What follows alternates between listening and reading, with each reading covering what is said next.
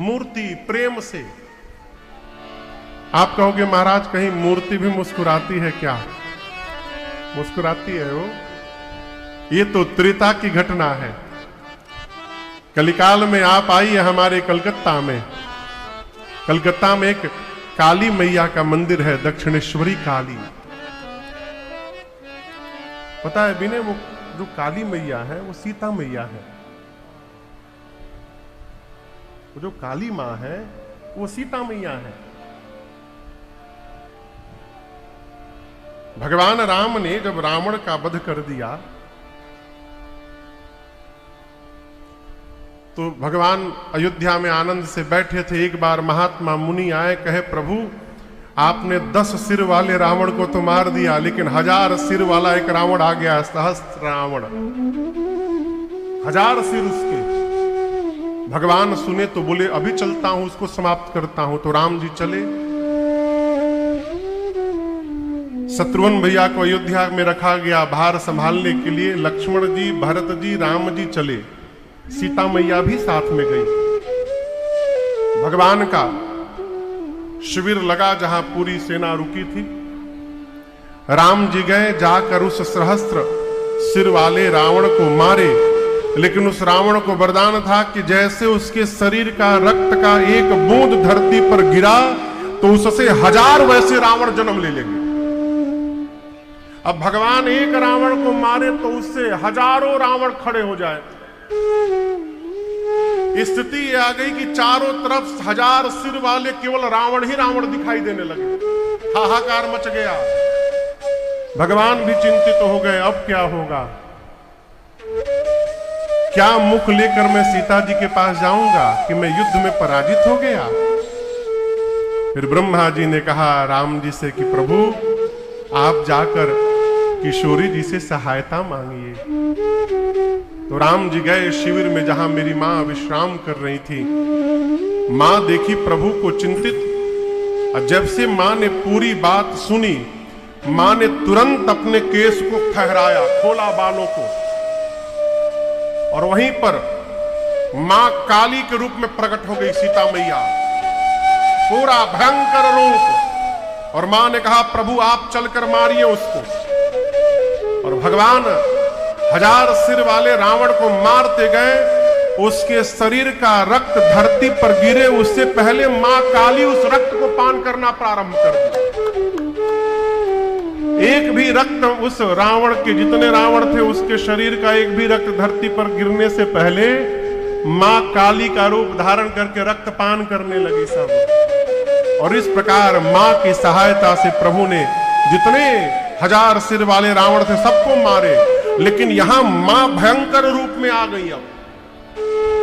अब मां का आवेश देखकर पूरा चराचर कांपने लगा। कौन संभालेगा अब इनको?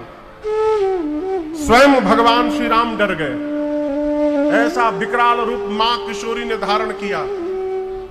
तब भगवान शंकर से प्रार्थना की गई और मां चल रही थी, उसी रास्ते में आकर भगवान शंकर लेट गए।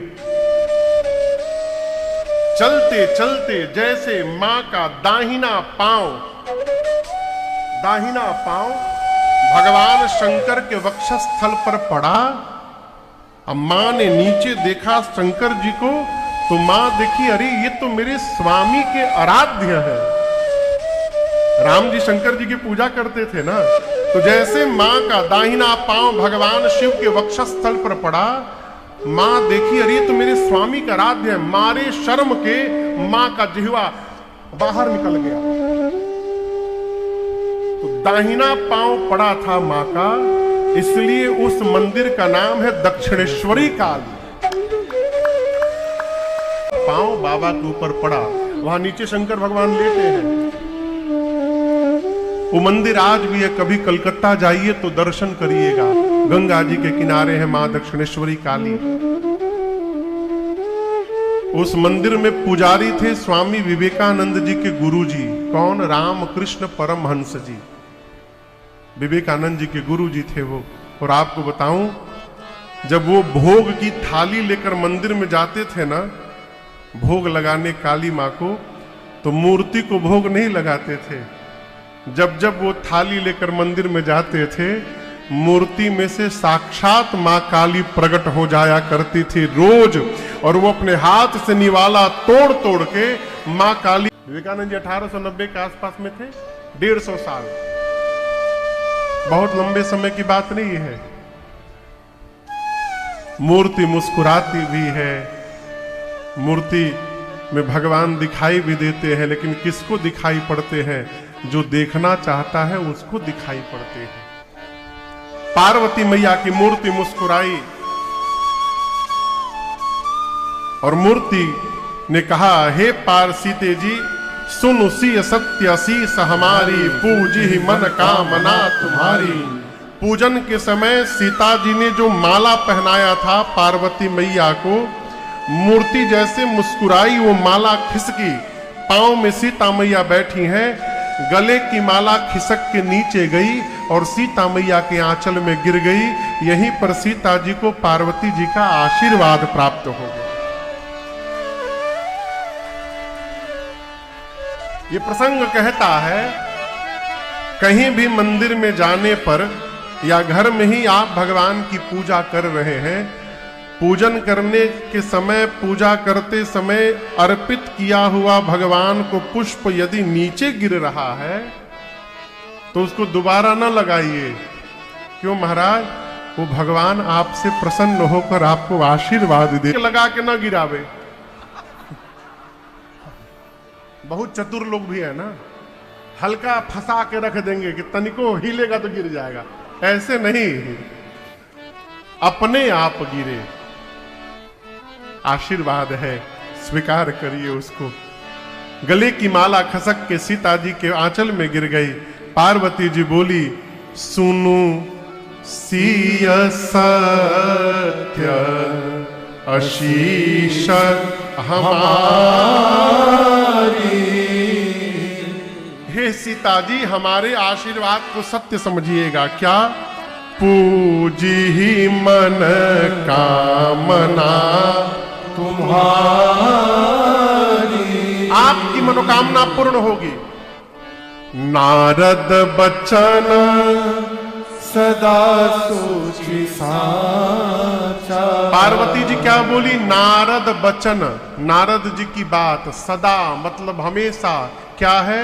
सूची साचा। सूची यानी पवित्र और साचा मतलब, साचा मने सत्य। नारद जी कभी असत्य नहीं बोलते।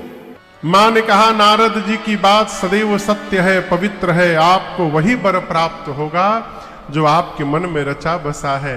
सीता मैया बोली, मां थोड़ा और क्लियर करके बता दीजिएगा तो बड़ी कृपा होगी।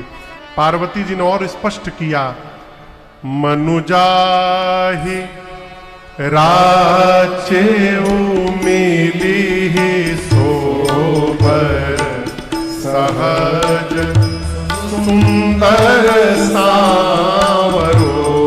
मनुजाहि राचुमा निधान सुजान शील स्नेह जानत रावरो। एहि भांति गौरी आशीष सुनि सिया सहित हिया हरसी से भवानी पूजी पुनि पुनि पूजी तमन। पार्वती जी ने कहा, हे सीता जी, मनुजा ही राचेऊ, मन में जो रचा है, मिली ही सोवर, वही वर मिलेगे। कौन? सहज सुंदर सांवर। वो जो सहज सुंदर है, सांवले रंग के हैं, वो मिलेंगे। वो है कौन? करुणा निधान, करुणा के भंडार है। सुजान सज्जन है, शील शीलवान है। और सीता जी स्नेह जानत रावरो, वो आपके स्नेह को, प्रेम को ठीक से जानते हैं। मां पार्वती के इस आशीर्वचन को सुनकर मेरी मां किशोरी जी गदगद हो गई सखियों के साथ। बारंबार पुनः पूजन करके पार्वती जी का और प्रसन्न चित्त से अपनी मां सुनैना जी के पास घर गई। इधर राम लक्ष्मण जी पुष्प लेकर गुरुदेव भगवान के पास आए। पूजन भया प्रातः बेला में, और पूजन के बाद राम जी ने गुरु जी से सब बताया। गुरुदेव, बाग में जनक जी की लाडली जानकी जी आई थी। गुरु जी ने नेत्र बंद करके देखा। क्या देखा? सीता जी को पार्वती जी ने आशीर्वाद दिया है। मन में कहे विश्वामित्र जी, राम, यदि सीता जी को पार्वती जी ने आशीर्वाद दे दिया तो यहां आपको मैं आशीर्वाद देता हूं। सुफल मनोरथ हो तुम्हारा। प्रभु भैया के लक्ष्मण के साथ प्रसन्न हुए। दोपहर में भोजन हुआ, संध्या, ब्यारू आरती, रात्रि भोजन अगला दिन हुआ। आज धनुष यज्ञ का दिन है। श्री जनक जी महाराज ने सतानंद जी को बोल करके राम लक्ष्मण विश्वामित्र जी को रंग भूमि में बुलवाया है। आपको बताऊं, भगवान के आने से पूर्व पूरे रंग भूमि में मिथिला के लोग आकर के विराजमान हैं। और जैसे राम जी मिथिला में रंग भूमि में प्रवेश किए, एक ही राम जी सबको अलग अलग दिखाई देने लगे। तब आप कहोगे, महाराज ये कैसे संभव है? ये किस रंग का कुर्ता दिखाई दे रहा है? कहिए, जोर से कहिए। सफेद, उज्जर। उज्जर समझ रहे हैं ना? हाँ, वाइट भाई, मान लिए वाइट। यदि आप इसको लाल रंग का चश्मा पहन के देखेंगे तो कैसा दिखाई देगा? हरे रंग का चश्मा पहन लेंगे तो है उज्जर, लेकिन दिखाई पड़ेगा लाल, हरा। काला पहनिएगा तो काला दिखाई पड़ेगा। उसी प्रकार राम जी एक ही है, लेकिन वो एक राम जी सबको अलग अलग दिखाई देने लगे। कैसे?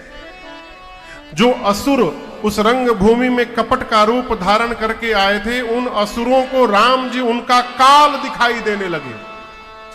उनको लगा मेरा काल आ गया। जो राजा अपने को वीर मानते थे, उनको राम जी परम वीर दिखाई देने लगे हैं। जो ज्ञानी राजा थे, उनको राम जी परम तत्व दिखने लगे। वहां पर जो भगत राजा थे, उन राजाओं को राम जी उनके भगवान दिखाई देने लगे हैं। मिथिला के जितने नर नारी थे, उनको राम जी उनके रिश्तेदार दिखाई दे रहे हैं। जनक जी और सुनैना जी को तो आपन लड़का दिखाई देने लगे। गोस्वामी जी बोले, बहुत लोग हैं, सबके बारे में बताने जाऊंगा तो कथा इसी में अटक जाएगी। एक बात कहता हूं, जिनकी रही भावना जैसी प्रभु मूर्ति। विश्वामित्र जी को जनक जी महाराज पूरे रंग भूमि में घुमाएं और पूरी रचना दिखाएं। विश्वामित्र जी जहां भी जाते थे तो जनक जी से एक ही बात कहते थे, दिव्य महाराज, दिव्य। क्या कहते थे? दिव्य। उत्तम बनाया, भली रचना। हमारे महाराज जी कहते हैं, बाबू, कोई भी आदमी अपना घर द्वार दिखावे ना, प्रशंसा करो, खूब प्रशंसा करिए। गाड़ी, ऑफिस, सामान दिखावे, प्रशंसा करिए। क्यों? उसके कान प्रशंसा सुनने के लिए ही दिखा रहे हैं। आप थोड़ी प्रशंसा कर दीजिए, बुराई ना करिए। कमी दिखाई भी पड़े तो तुरंत ना बताइए, घर जाने के बाद बताइए। तुरंत बताइएगा तो नाश्ता गायब हो जाएगा आपका। तुरंत ना बताइए। इतनी प्रशंसा की विश्वामित्र जी ने। जनक जी ने कहा, इन बाबा जी को सबसे ऊपर बिठाया जाए। सब मंचनते मंच एक सुंदर विशद विशाल, मुनि समेत दो बंधु तह बैठारे महिपाल। सबसे विशाल आसन पर विश्वामित्र जी विराजमान हुए। अगल बगल छोटे छोटे आसन पर श्री राम लक्ष्मण जी बैठे। जनक जी महाराज ने सीता मैया की सखियों को आदेश दिया, रंग भूमि में किशोरी जी को लाया जाए। मेरी मां के हाथ में जयमाल है, चारों तरफ से सखियां घेरी हैं, मधुर गीत गाते सखियां मेरी मां को रंगभूमि में लेकर आई और मां के अलौकिक सौंदर्य का दर्शन करके वहां जितने नर नारी थे सब मोहित हो गए। मां अपनी मैया सुनैना जी के पास जाकर खड़ी हो गई। जनक जी महाराज ने अपने बंदी जनों को आदेश देते हुए कहा, सभा के मध्य में खड़े होकर इन समस्त राजाओं के सामने मेरा प्रण सुनाया जाए। जनक जी के बंदी जन बीच में जाकर खड़े होकर दोनों भुजाओं को ऊपर उठा लिए। बोले बंदी बचन पर सुनहु सकल महीपाल, प्रण विदेह कर कहाहि हमार। आप सबके भुजाओं का बल यदि चंद्रमा के समान है तो ध्यान से सुनिएगा, शंकर के पिनाक को राहु समझिए, ये राहु है। ये वही शिव का कठोर पिनाक है जिसकी कठोरता पूरा विश्व जानता है आज। ये वही पिनाक है जिसको रावण और बाणासुर ने स्पर्श भी नहीं किया। ध्यान से सुनिए, आज इस राज समाज में आप में से जो भी राजा इस धनुष को उठाकर झुकाकर प्रतंचा चढ़ाकर इस धनुष को तोड़ेगा, त्रैलोक्य में उस राजा की कीर्ति फैलेगी। और हम कहते हैं बिना मन में कुछ विचार किए हमारे महाराज जनक जी की लाडली श्री जानकी जू उस वीर का वर्ण कर लेंगी। यही हमारे महाराज की प्रतिज्ञा है। जैसे बंदी जनों ने प्रण सुनाया जनक जी का, एक साथ 300-400 राजा खड़े हो गए, हम तोड़ेंगे हम तोड़ेंगे। बंदी जनों ने कहा, सब लोग बैठिए, ये क्या तरीका है, हम तोड़ेंगे हम तोड़ेंगे। सबको अवसर मिलेगा, बारी बारी जाना है। सबसे पहले आसन पर जो राजा बैठे थे, बंदी जनों ने कहा, चलिए आप प्रयास करिए। जैसे राजा को आदेश मिला, राजा खड़े भय और आपन धोती कुर्ता पहले ठीक किए, परिकर बांध उठे, व्याकुल होकर खड़े भय। जाने से पहले थोड़ा वार्म अप किए, व्यायाम किए और अपने इष्ट देव को मन ही मन प्रणाम किए। मन ही मन अपने इष्ट देव को बोले, प्रभु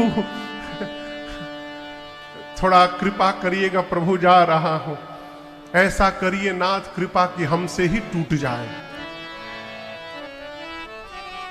वृंदावन धाम में एक महापुरुष हुए, प्रातः स्मरणीय पूज्य श्री अखंडानंद जी महाराज, बड़े अद्भुत महापुरुष थे। वो कहते थे उस सभा में कम से कम 10,000 राजा थे। कितने राजा? 10,000। जब एक राजा अपने भगवान से बोला प्रभु हमसे टूट जाए, तो जो 9,999 राजा बैठे हैं वो तुरंत अपने भगवान से बोले, प्रभु बचैया एकरा से मत टूटे। को आदेश मिला, वार्म अप करके तमकी ताकि शिवधनु धरे, करोड़ों प्रकार यत्न करते हैं मैग कर घसीट कर, धनुष अपने स्थान से तिलमात्र नहीं खिसका।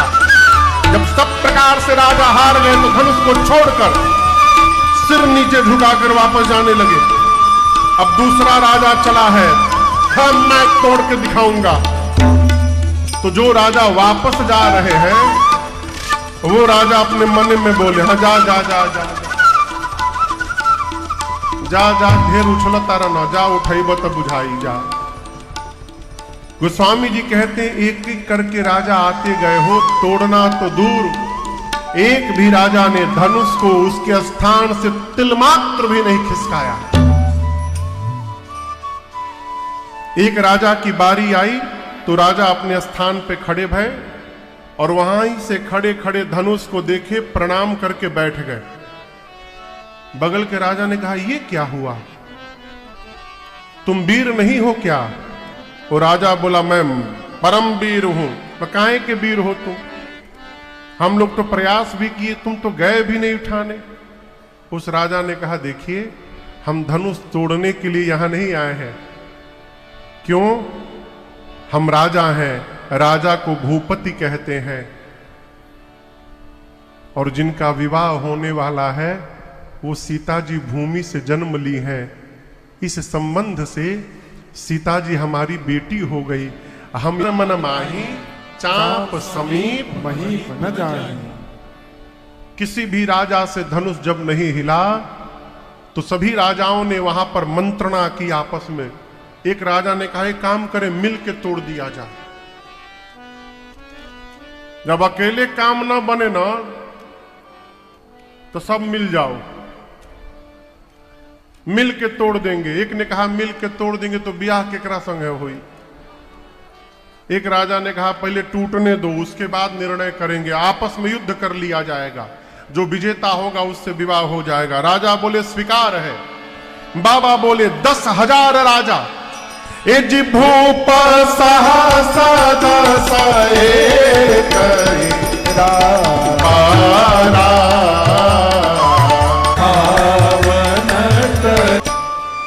10,000 राजा लगे एक साथ, परंतु उसके बाद भी धनुष को तिल मात्र भी नहीं खसका पाए।